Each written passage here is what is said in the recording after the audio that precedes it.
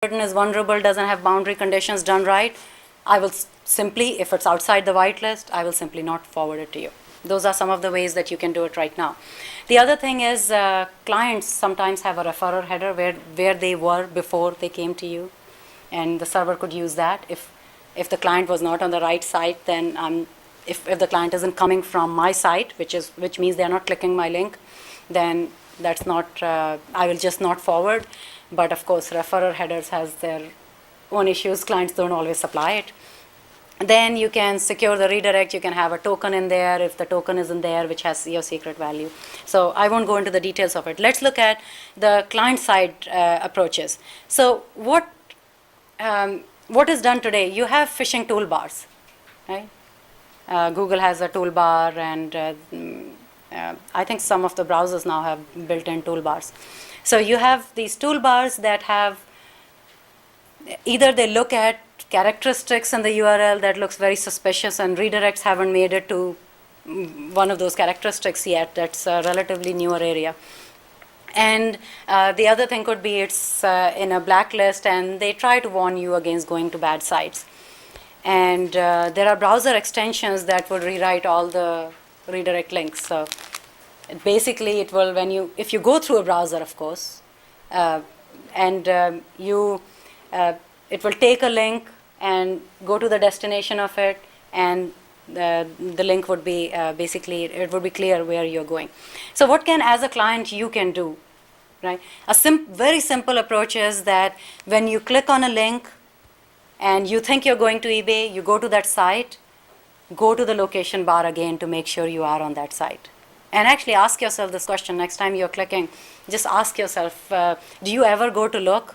I mean, this is not my area. I don't do human studies at all, but that would be interesting to find out. There have been some studies done on phishing, and actually one very controversial study was done at Indiana University where they sent emails to all students, and the email basically tried to say it was coming from other Indiana University students, not even their friends, just other Indiana University students. And that's so easy to spoof. Right? You can have an email destination that's source that's Indiana University that just looks that way. And so many students went and gave their passwords just because the email was actually coming from an Indiana University thing. So ask yourself, when you look at a site, do you go to the location bar again? Because if you go, then you're immune to all of this. The other thing is the browser can actually apply the type of heuristics that we applied. They're not complete by any means, but the browser, if you have a version of the browser that's enhanced with these heuristics, then the browser, as you're traversing the link, can actually warn you, right? Or the browser can, the other thing the browser could do is it could look at, for example, a logo, if it recognizes logos of top brands, and you would be surprised how few top brands there are. There are just like 200-300 top brands. I mean, they aren't, compared to the more than 150 million websites that exist on the internet, top brands that are being phished are of the order of 200-300, not that many. So the browser can have their logo, and if that logo appears on a site that's not on the same domain, the browser can warn.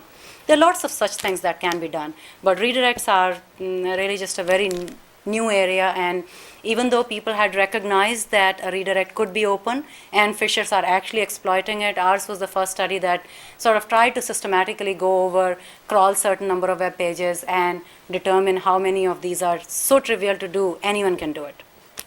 That's sort of the bottom line. Well, so conclusion is that quite a few redirects on the web are open, and